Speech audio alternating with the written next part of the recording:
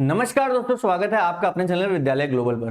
दोस्तों, समय का पहिया घूमता है और वापस आता है और फिर से दिखाता है कि तुमने क्या किया था। इसका ये वीडियो पूरी तरीके से प्रूफ है। ये इंफॉर्मेशन जो आ रही है वो यूएस को दिखा रही है कि आज यूएस ने ईरान के क्रूड ऑयल को पूरी दुनिया में बेचने के लिए अलाउंस दे दी है। अलाउंस की बात हटाएं तो यूएस ने रिक्वेस्ट की है कि पूरी दुनिया में कई कंट्रीज जो हैं जो यूज करती हैं क्रूड ऑयल, जो इंपोर्ट करती हैं, वहां पर अब ईरानियन क्रूड ऑयल को खरीदें। सीधे सीधे आप यहां पर समझ लीजिए भारत से रिक्वेस्ट कर रहे हैं कि भारत क्रूड ऑयल को खरीदे। मैं ऐसा क्यों कह रहा हूं? एक ऐसा समय था जब यूएस ईरान पर सैंक्शंस लगाता था तो उसका इंपैक्ट भारत के ऊपर आ रहा था। साल 2019 से भारत ने ईरान से एक बूंद भी क्रूड ऑयल इंपोर्ट नहीं किया है। आज ऐसी जरूरत पड़ी है इस इजराइल ईरान यूएस वॉर में कि यूएस को झुकना पड़ रहा है और ईरान के क्रूड ऑयल को आज वो कह रहा है कि पूरी दुनिया से खरीदने के लिए। दोस्तों, ये बात इसलिए निकल कर आ रही है क्योंकि स्ट्रेट ऑफ हॉर्मुज का चोक होने की वजह से और ईरान का लगातार रिटेलिएटरी अटैक करने की वजह से आज वॉर को पूरे 10, 20 से 22 दिन हो गए हैं। आज अंदाजा लगा लीजिए 22-23 दिन तक ईरान सस्टेन कर रहा है और स्ट्रेट ऑफ हॉर्मुज को चोक कर रहा है। कल मैंने वीडियो डाली है, मैं लिंक डिस्क्रिप्शन में डाल दूंगा और पिन कमेंट में भी डाल दूंगा कि कल जो उसने वहां पर सास रफांस वहां पर उनकी गैस रिफाइनरी है कतार की, उसको ब्रेक कर दिया। इससे यूएस को भी शॉकर पहुंचा है कि वर्ल्ड के एनर्जी क्राइसिस आने की स्थिति बन रही है। एनर्जी क्राइसिस अगर आएगी तो यूएस के अंदर भी एनर्जी क्राइसिस आ सकती है क्योंकि यूएस भी इसका भुक्तभोगी होगा क्योंकि वो भी क्रूड ऑयल इंपोर्ट करता है और ग्लोबल प्राइस जैसे राइज करते हैं तो इसका इंपैक्ट सब पर आता है। और यूएस में आने वाले हैं इलेक्शंस और यूएस की जनता कहीं यहां पर इसके खिलाफ ना आ जाए तो यूएस आज जियोपॉलिटिकल लेवल पे भी अपनी इज्जत बचा रहा है और डोमेस्टिक लेवल पर भी यूएस के अंदर आज वो अपनी इज्जत बचा रहा है। वहां पर ट्रंप सरकार अपनी इज्जत बचा रही है। कहीं ना कहीं ईरान पर किया गया जो यूएस का अटैक, इजराइल का अटैक है, ये उन पे वापस बैकफायर करता हुआ दिख रहा है। तो उसको आज हम समझेंगे। स्ट्रेट ऑफ हॉर्मुज से जो यहां पर क्राइसिस क्रिएट हुई है उससे यूएस का सैंक्शन रिवर्स किया है उसने ईरान के ऊपर और ये भारत के लिए एक बहुत बड़ा मूव साबित होगा। जब से ईरान और इजराइल की वॉर हो रही है तब से ब्रेंट क्रूड के प्राइस लगभग 53% तक बढ़ चुके हैं। उसी वजह से उसको बैलेंस करने के लिए आप डिमांड सप्लाई का गेम जानते हैं। अगर कोई भी प्रोडक्ट की डिमांड है और उसकी सप्लाई मेंटेन है तो उसका प्राइस बहुत ज्यादा नहीं जाता है। इस समय आलू यहां पर खुदाई चल रही है यहां पर, तो आलू का प्राइस मेंटेन इसलिए है क्योंकि आलू की डिमांड के साथ साथ आलू की सप्लाई है। इसको बाद में मेंटेन कैसे करते हैं? हम कोल्ड स्टोर्स में उसको प्लेस करते हैं और जिस सीजन में आपका आलू नहीं होता है उस सीजन में उसकी सप्लाई को बरकरार रखते हैं। अगर आलू की सप्लाई मान लीजिए कम हो जाए तो आलू के प्राइसेस बढ़ते जाएंगे क्योंकि डिमांड तो उतनी ही है। उसी तरह क्रूड ऑयल की डिमांड तो बहुत ज्यादा है, एलएनजी एलपीजी की डिमांड तो बहुत ज्यादा है, लेकिन सप्लाई चोक हो रही है, इसीलिए इनके प्राइसेस राइज हो रहे हैं। उसी तरह ब्रेंट क्रूड का प्राइस 53% बढ़ करके $112 पर बैरल हो चुका है। उसी वजह से काउंटर करने के लिए इन्होंने सैंक्शंस ईरानियन ऑयल पर हटा दिए जो पिछले 6 साल से लगा करके रखे हुए थे, 7 साल से। उनके पास स्टैंडिंग फ्लीट में 170 million barrel Iranian currently water are instantly made to legally available. यहां पर जो पानी में उसके क्रूड ऑयल के बैरल 170 मिलियन बैरल तैर रहे हैं उसको लीगली अवेलेबल करा दिया है कि कोई भी देश इसको बाय कर सकता है। स्पेशली सबसे बड़ा एब्जॉर्बर जो इसका है वो है भारत। इससे पहले तो चाइना कर ही रहा था लेकिन अब भारत से भी कहा जा रहा है। इंडिया को अभी भी 50% of its import blockade by strait of Hormuz से झेलनी पड़ रही है। 50% स्ट्रेट ऑफ हॉर्मुज से जो क्रूड ऑयल का इंपोर्ट था उसका इंपैक्ट भारत पे आ रहा है। यहां पर भारत के लिए गोल्डन अपॉर्चुनिटी है कि भारत इस ऑयल को बाय कर ले और बाय करने के बाद अपना फायदा साथ साथ में उठाए। और आज भारत के इस ऑयल को बाय करने से वर्ल्ड की जो ग्लोबल ऑयल प्राइसेस हैं उसमें बैलेंस आएगा। तो आज करंट टाइम में भारत की वर्ल्ड में पोजीशन इस तरह से बन रही है, दुनिया में पोजीशन इस तरह से बन गई है कि क्रूड ऑयल के प्राइस को भारत कहीं ना कहीं कंट्रोल कर रहा है, बैलेंस कर रहा है। हम सब जानते हैं कि स्ट्रेट ऑफ हॉर्मुज जहां से पूरा एनर्जी से सप्लाई होती है वेस्ट एशिया के अंदर, वहां पर आज 20% ऑफ द कंट्रोल है। स्ट्रेट ऑफ हॉर्मुज 28 तारीख से चोक हो रखा है तो वर्ल्ड के ऑयल प्राइसेस पर, गैस प्राइसेस पर इंपैक्ट आ रहा है और ये क्राइसिस समय से समय बढ़ती जा रही है और इसका खामियाजा किसको भुगतना पड़ रहा है? यूनाइटेड स्टेट्स ऑफ अमेरिका को और वहां की सरकार, डोनाल्ड ट्रंप की सरकार को, इनको ये नहीं लगा था कि ईरान इस तरीके से अटैक करेगा और ईरान का जो अटैक होगा उससे वर्ल्ड की इकोनॉमिक क्राइसिस होगी। इनको ये लगा था कि जिस तरीके से इन्होंने वेनेजुएला के प्रेसिडेंट को एक दिन में खत्म करके और वहां पर सारी चीजों को खत्म कर दिया था, और हम ईरान को भी इसी तरह वहां के सुप्रीम लीडर को मार करके हम वहां की सरकार बदल देंगे और उस पर कंट्रोल कर लेंगे, यहां पर ये मात खाते हुए दिखाई दे रहे हैं। कई जगह पर रिपोर्ट्स ये कह रही हैं कि ईरान का ओपन सपोर्ट रशिया कर रहा है इंटेलिजेंस लेवल पर, और साथ ही साथ चाइना भी कर रहा है। तो कहीं ना कहीं ये एक indirect war US versus Russia and China हो गई है। तो यहां पर यूएस को एक बहुत ही बड़ा काउंटर मिल रहा है, इजराइल को काउंटर मिल रहा है, जिसको शायद वो अब बैलेंस नहीं कर पा रहे हैं। लेकिन इन सारी जियोपॉलिटिकल टसल के बीच में जो सबसे बड़ा बेनिफिशियरी बन सकता है करंट टाइम में, वो भारत बन सकता है, क्योंकि भारत के पास आज अपॉर्चुनिटी है कि वो सस्ते दामों पर क्रूड ऑयल बाय कर ले, और एलएनजी एलपीजी की सप्लाई पे जो शॉर्टेज आई है उस पर उसको दिमाग लगाना पड़ेगा कि हम इसको किस तरीके से पूरा करें, क्योंकि भारत ही एक ऐसा देश है जो करंट टाइम में इस प्राइस को बैलेंस कर सकता है। करंट टाइम में ब्रेंट क्रूड $112 पर बैरल पर चल रहा है। ये अभी का प्राइस मैंने बता रहा हूं, लगभग इतने तक टच कर चुका है, ऊपर नीचे हो सकता है। तो यहां पर इकोनॉमिक रियलिटी जो है कि high global crude oil prices translate directly into the jump of US domestic fuel price. US के अंदर फ्यूल प्राइसेस बहुत ज्यादा बढ़ चुके हैं। कितने बढ़े हैं सारे देशों का डेटा मैं लास्ट में आपको दिखाऊंगा। पॉलिटिकल थ्रेट क्या है? Low energy prices were a key plan to Donald Trump as presidential campaign sustain a multi year high fuel prices. Election year presents an unacceptable political risk. यहां पर तेल के दाम अगर बढ़ गए हैं तो देश के अंदर इन्फ्लेशन बढ़ेगा। हमने आपको बार बार बताया है कि तेल सीधे सीधे महंगाई से जुड़ा हुआ होता है, क्योंकि तेल से होता है ट्रांसपोर्ट, और ट्रांसपोर्टेशन महंगा होगा तो चीजों की कीमत भी बढ़ेगी। और ये इलेक्शन टाइम में अगर यूएस में हो गया तो ट्रंप की सरकार को बहुत ही ज्यादा धोखा हो सकता है। The imperative क्या है? The administration desperately requires a massive short-term supply injection into curve spiralling and regardless of the source. मतलब सोर्स कहां से है, रिस्पेक्ट कहां पे है, इसको खत्म करते हुए, इस बात को ध्यान न देते हुए आज यहां पर यूएस एडमिनिस्ट्रेशन इस बात पे आ चुका है कि हमको ये खत्म करना है, हमको इस प्राइस को कंट्रोल करना है, नहीं तो हम डोमेस्टिक लेवल पर साथ ही साथ ग्लोबल लेवल पर बिल्कुल ही हमारी बेइज्जती हो जाएगी। वैसे तो हो रखी है, एक्सेप्ट नहीं करेंगे, लेकिन उस जितनी भी बची हुई खुची इज्जत है थोड़ी सी भी, उसको बचाने का प्रयास कर रहे हैं। आज यहां पर ये कहने पे आ गए हैं यूएस के Scott Bessent, US treasury secretary, इनका कहना है in the essence we will be using Iranian barrel against the Tehran. मतलब तेहरान, ईरान के अगेंस्ट में ईरान के ऑयल को यूज करेंगे। बात को डाइवर्ट करने का तो पूरा आप प्रयास कर रहे हैं, बट स्टिल उसी ईरान के तेल की आपको जरूरत पड़ रही है जिस ईरान को आप मार रहे हो, जिस ईरान पे आप अटैक कर रहे हो, आपके ग्लोबल क्रूड ऑयल रिस्पेक्ट को बचाने के लिए। आज क्रूड ऑयल का प्राइसेस सिर्फ इस वजह से बढ़ गया है कि ईरान पे जिस तरह से आपने अटैक किया, उसके बाद ईरान ने रिटेलिएटरी एक्शन लिया और उस पर आप फिर एक्शन लेते जा रहे हो, तो काउंटर अटैक जो एक दूसरे पर चल रहा है उससे पूरी दुनिया को भुगतना पड़ रहा है। The paradox, the US warning maximum pressure economic war zone yet to undercut the Iran's leverage। मतलब ये कह रहे हैं ईरान को इसका फायदा नहीं लेने देंगे और ईरान को फाइनेंशियल सिस्टम में वर्ल्ड के आने नहीं देंगे कि ईरान को इकोनॉमिक प्रॉफिट हो। मैक्रो गोल में इनका ये कहना है कि इस फ्लीट के अंदर लगभग हम 440 मिलियन एडिशनल बैरल ऐड करेंगे।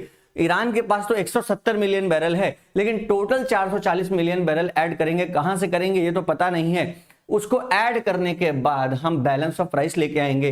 यहां पर स्टैंडर्ड 170 मिलियन बैरल है, यहां पर 30 दिन का इन्होंने बैलेंस ऑफ दिया है। अभी हमने न्यूज सुनी थी कि इन्होंने रशिया को 30 दिन का, भारत को कहा है कि आप रशिया से 30 दिन का तेल ले सकते हैं। भारत ने इस पर रिस्पॉन्स किया कि हम तो तेल पहले से ही ले रहे हैं, आप हमको क्या बताओगे।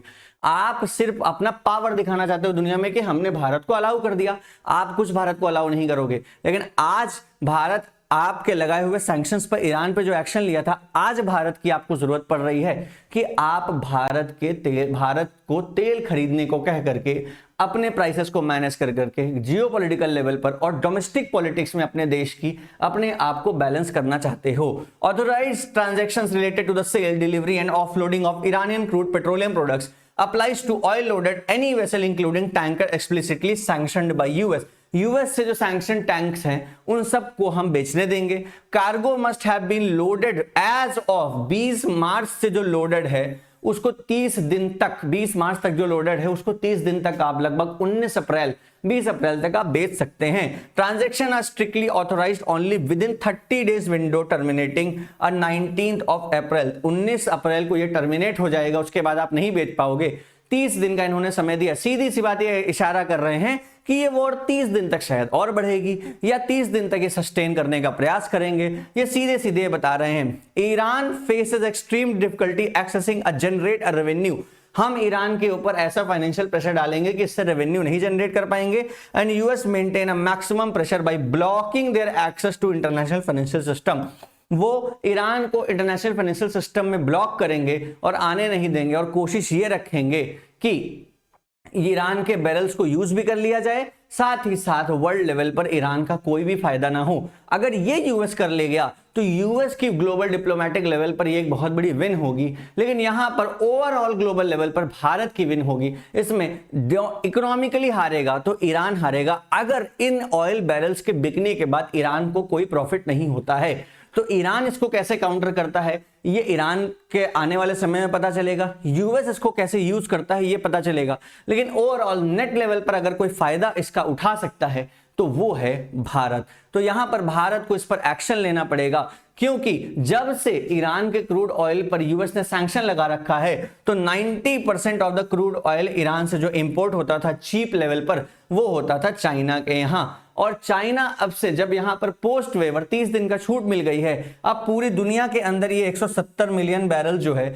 ये ओपन टू सेल है, तो शायद यहां पर अच्छे प्राइसेस पर भारत भी उसको काउंटर करेगा तो एक लेवल पर चाइना को भी इसका नुकसान झेलना पड़ सकता है। तो चाइना को नुकसान होगा, भारत को इसका फायदा होगा, ईरान को इसका फायदा होगा। जब उनके ऊपर इकोनॉमिक बैरियर नहीं होंगे तो कहीं ना कहीं जियोपॉलिटिकल टसल में इसमें कौन अपनी बाजी मारता है ये तो आने वाला वक्त बताएगा। तो भारत को क्यों लेना चाहिए ये तेल, इसको हम समझते हैं। India faces an existential supply shock and half of its oil import are trapped behind the Hormuz. Hormuz के पीछे भारत का आधा तेल अटका हुआ है, जहां से भारत की सप्लाई रहती थी। 88% डिपेंडेंस जो है वो भारत की वहां पर इंपोर्टेड ऑयल से है, जिसमें से 50% वो स्ट्रेट ऑफ हॉर्मोज से इंपोर्ट करता है। स्ट्रेट ऑफ हॉर्मोज चोक हो गया है, जहां से 2.5 to 2.7 million barrel per day oil आता था। तो भारत ने इस इमीडिएट क्राइसिस को काउंटर करने के लिए एक बहुत ही बड़ा मास्टर स्ट्रोक मूव मारा। जो फरवरी में हम रशिया से 1 मिलियन बैरल पर डे का ऑयल इंपोर्ट करते थे, उसको हमने बढ़ा करके 1.8 मिलियन बैरल पर डे कर दिया, और वहां पर पीक लेवल पर 2 से 2.2 million barrel per day Russia से ऑयल हम इंपोर्ट करने लग गए हैं, जिसको यूएस कहता है कि भारत को हम अलाउ करते हैं। आप अलाउ क्या करोगे, हम खुद बाय कर लेंगे। आप एक तरफ से सप्लाई को शॉर्ट करोगे, हम दूसरी तरफ से बैलेंस कर लेंगे। आप ग्लोबल लेवल पर बैलेंस क्रिएट करने के लिए वही ईरान के ऑयल को अब हमें वापस कह रहे हो कि खरीदने के लिए। आपने सीधे सीधे इशारा किया है कि भारत इस तेल को खरीदे। तो इंडिया का यहां पर रिफाइनरी बाईपास किया कैसे, रशिया से। तो इंडिया ने अपने क्रूड ऑयल प्राइसेस को मैनेज करने का एक बहुत ही बड़ा मास्टर स्ट्रोक मूव चला है। एलएनजी और एलपीजी को कैसे काउंटर करेगा ये तो आने वाला वक्त बताएगा, क्योंकि माइक्रो क्राइसिस हमारे देश में दिखने लग गई है, तो उसको हम कोशिश करेंगे कैसे काउंटर करें। एक समय था जब भारत साल 2009-2010 के अंदर बेस लाइन लेवल पर 22 million ton of oil import करता था वहां पर ईरान से, जो कि हमारा 14% ऑफ टोटल इंपोर्ट है। 2015 में प्री ट्रंप एरा, 15 में ट्रंप नहीं आए थे, 16 से 20 तक ट्रंप रहे हैं प्रेसिडेंट, तो उससे पहले एक डिप आया था, उसके ऊपर सैंक्शंस लगे थे ईरान के ऊपर, तो भारत 22 मिलियन से सीधे 11 million ton of petroleum import करने लग गया था।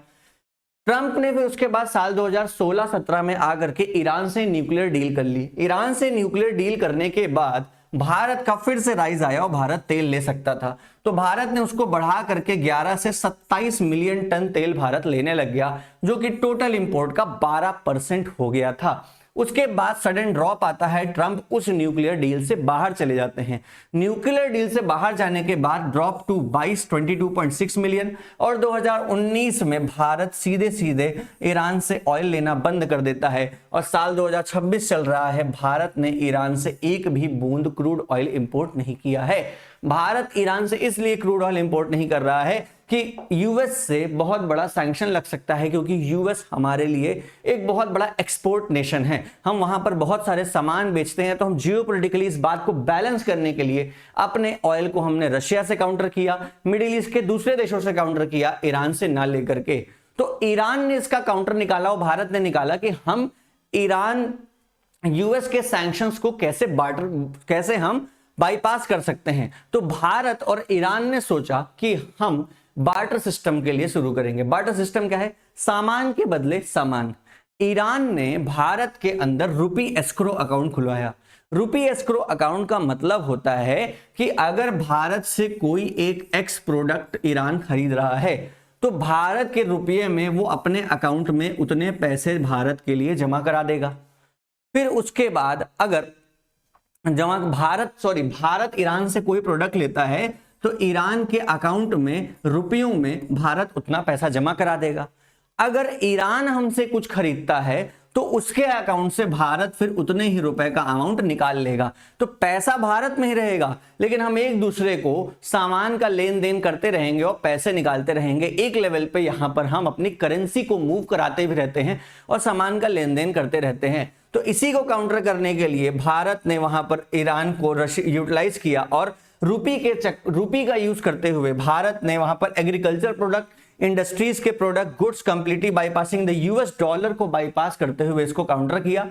And differing the balance public sanctions लगे was confirmed FIRA code and in the remaining 55% of payment was deferred indefinitely until the sanctions lifted eventually cleared post Iran nuclear deal। जब Iran की nuclear deal हो गई तो 55% जो payment था Iran का उसको भारत ने काउंटर कर दिया था। तो 12 से लेकर 15 तक भारत ने बार्टर सिस्टम का यूज किया था। Iran is heavily incentivise these restrictions deals by offering Indian refines highly discontinued shipping rates, extended credit periods. मतलब भारत को क्या कह रहा था कि आप सस्ते दामों पे हमसे सामान ले लो, क्रेडिट पीरियड लंबा ले लो कि पैसे बाद में चुकाना, जानबूझ करके भारत को दे रहा था। लेकिन भारत ने वहां पर डिप्लोमेटिकली वहां पर जो डिसीजन लिया, गलत या सही, लेकिन कहीं ना कहीं भारत को क्रूड ऑयल उस समय लेना चाहिए था। लेकिन कहीं ना कहीं डिप्लोमेटिकली भारत के को वेट एंड वॉच डिप्लोमेसी थी भारत की कि ये भी समय आएगा।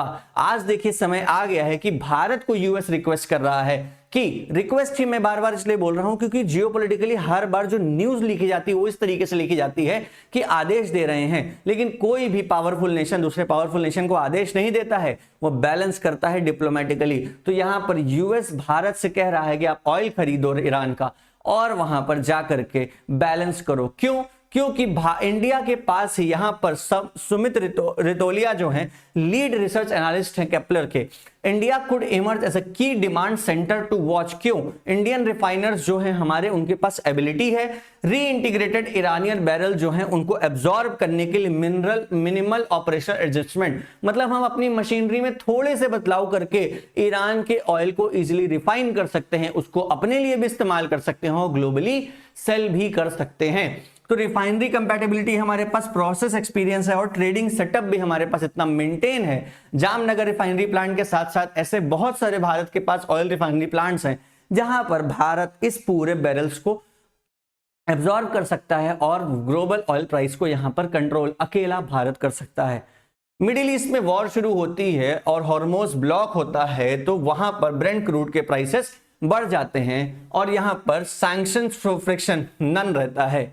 रशियन क्रूड ऑयल के ऊपर यूएस सैंक्शन कह रहा है हम 30 दिन के लिए हटाते हैं, ओपन रूट मिलता है और हेवीली डिस्काउंट पर वहां पर हाई बर्ट but manage via specialise US water waiver. US कहता है कि पानी में जो उनके तैरते हुए टैंकर हैं उसको हम, तेल के टैंकर हैं जो वहां पर क्रूड ऑयल है उसको हम बेच सकते हैं। साथ ही साथ देखिए फिर आया तो दूसरा सैंक्शन डेज जो था यूएस की तरफ से ईरान, उसके भी तेल को देखिए ये बेचने को कह रहे हैं। तो यहां पर यूएस को दिख रहा है कि अब वो मजबूर हो गया है कि जो दबाव उसने बनाया था अब उस दबाव को हटा रहा है। यहां पर रशिया की कहीं ना कहीं डिप्लोमेटिकली विन होते हुए दिख रही है। ये आने वाले वक्त में बताएगा कि यूएस उसको काउंटर कैसे करता है, लेकिन यहां पर करंट सिनेरियो में यूएस से रशिया यहां पर डिप्लोमेटिकली जीतता हुआ दिख रहा है और इसका सबसे बड़ा जो फायदेमंद साबित होता हुआ देश दिख रहा है और वो दिख रहा है कि भारत। क्योंकि वॉशिंगटन में डोमेस्टिक पॉलिटिक्स में दिक्कत आ गई है, क्योंकि क्रूड ऑयल प्राइसेस बढ़ते चले जा रहे हैं, यूएस का जियोपॉलिटिकल कंस्ट्रेनमेंट हो रहा है, साथ ही साथ ग्लोबल सप्लाई सिक्योरिटी पे हिट हो रहा है। तो सब भारत की तरफ मुंह बढ़ के देख रहे हैं। The market paradigm has shifted, securing a physical balance now strictly prioritising over negotiating price at discount. कोशिश ये की जा रही है कम से कम दाम पर तेल कैसे मिले और तेल के दाम तेजी से बढ़े ना। Indian possesses a unique infrastructure and historical precedent to pivot overnight between Middle East, Russia and Iranian crude. यहां पर मिडिल ईस्ट के क्रूड, रशियन क्रूड और ईरानियन क्रूड में भारत एक ऐसा देश है जो यहां पर उसको चुन सकता है और balance of the power create कर सकता है।